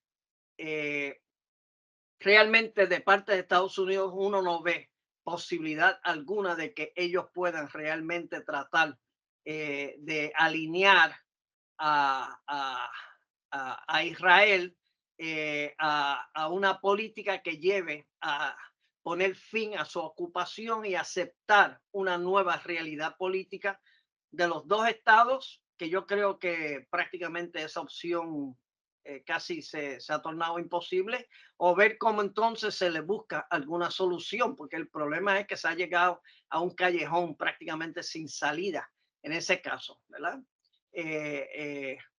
Así que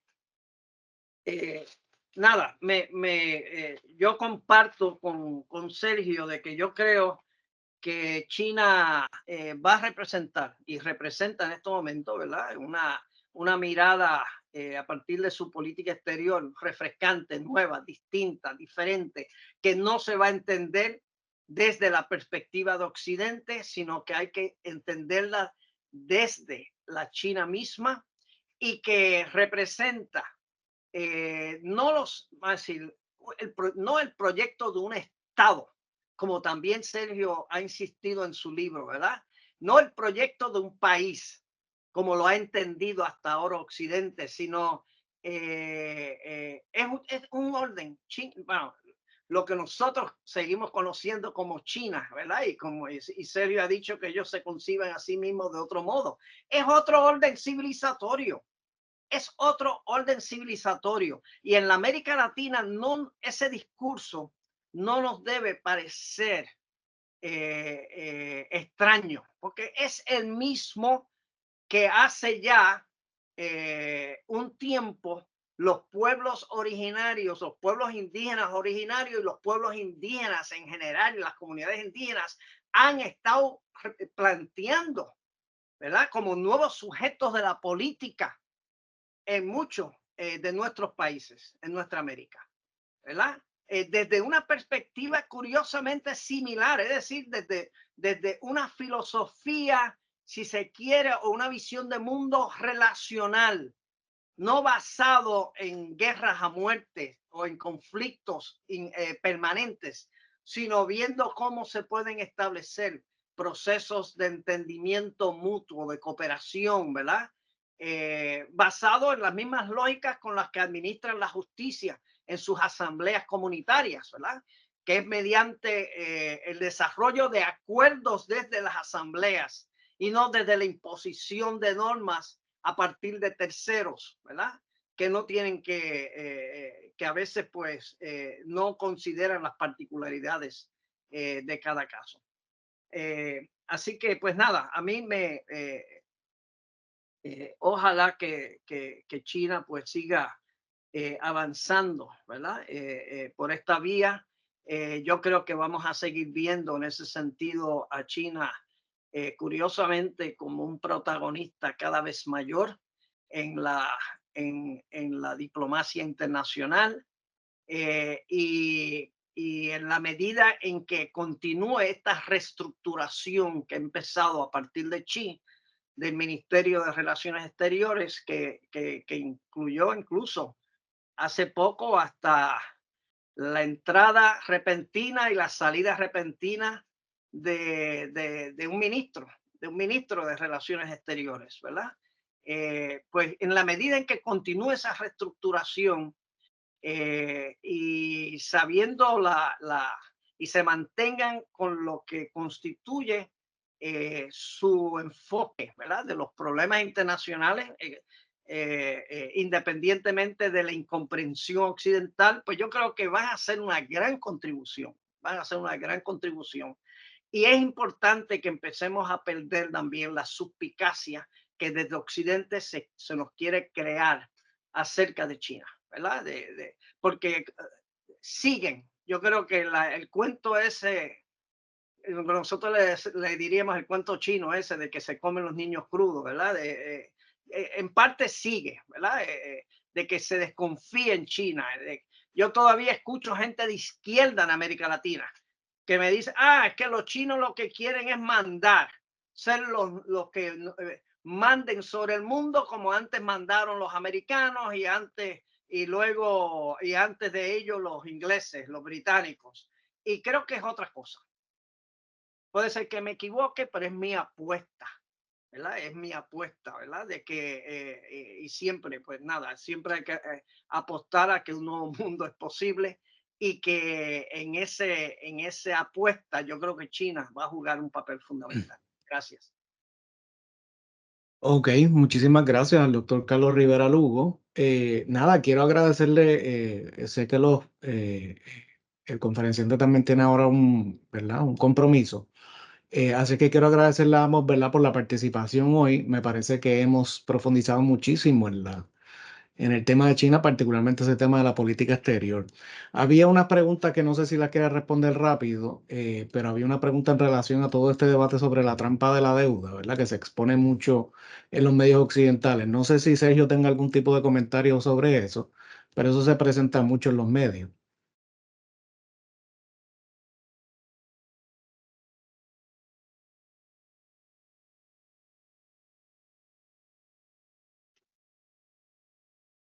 Sergio, no te estoy escuchando. No se oye. Uh-huh.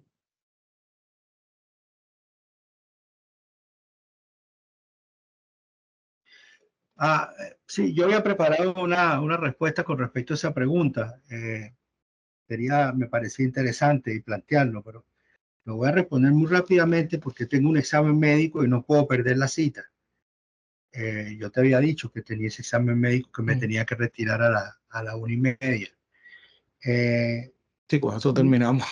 Gracias. Sí. Mira, ese tema, esa pregunta es bien interesante y conduciría en condiciones normales a una respuesta o a dar algunos elementos de análisis muy, muy importantes, ¿no? Las negociaciones con los chinos son negociaciones muy duras, lo conozco por experiencia. Yo trabajé en la presidencia de Venezuela y me tocó negociar, pero son duros por dos razones. Una razón es por desconocimiento e ignorancia, y segunda razón, por la suposición de que somos como ellos. Ellos no logran entender la diversidad, no han logrado entender la diversidad, pero no hay mala voluntad, no hay interés de imposición. O sea, yo pregunto, ¿cuántas invasiones ha producido China en América Latina? ¿Cuántos golpes de Estado? ¿A cuántos presidentes ha asesinado? ¿cuántas negociaciones se han hecho con un ultimátum? No hay, no hay.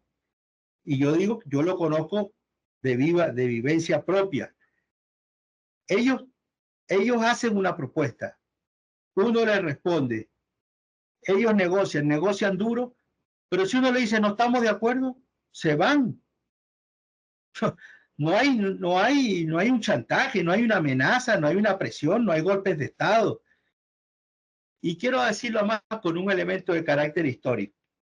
70 años antes de la llegada de Colón a América, que llegó con 3 barquitos y que creo que hizo 4 viajes, el almirante Shen He en el año 1411 hizo muchos más viajes, mucho más largos, y tenía alrededor de 100 barcos que cargaban más de 200 marineros o su equivalente en carga. Recorrieron toda Asia, bojearon toda África, y se dice, hay un libro, que lo acabo de conseguir, este libro del doctor Gavin Menzies, que dice que en el año 1421 los chinos llegaron a América. Lo acabo de conseguir, por eso lo tengo aquí arriba. Y yo pregunto, ¿cuántos países del mundo hablan chino? ¿En cuántos países del mundo se introdujo el budismo a la fuerza? Ninguno. Porque les interesaba negociar, traían sus mercancías, veían las que podían tener y se iban. A los chinos no les interesa invadir, no les interesa imponer, no les interesa hegemonizar, esas son palabras occidentales. Entonces, suponer que los chinos están negociando para generar una trampa de la deuda y subordinar a los países, esa es una mirada occidental de las relaciones internacionales. Y como decía Carlos, una de las cosas que tenemos que hacer es desprendernos de eso si queremos analizar a China, porque China no es otro país solamente, es otra civilización. Y si nosotros analizamos otra civilización desde la perspectiva de la civilización occidental, vamos a llegar a conclusiones falsas.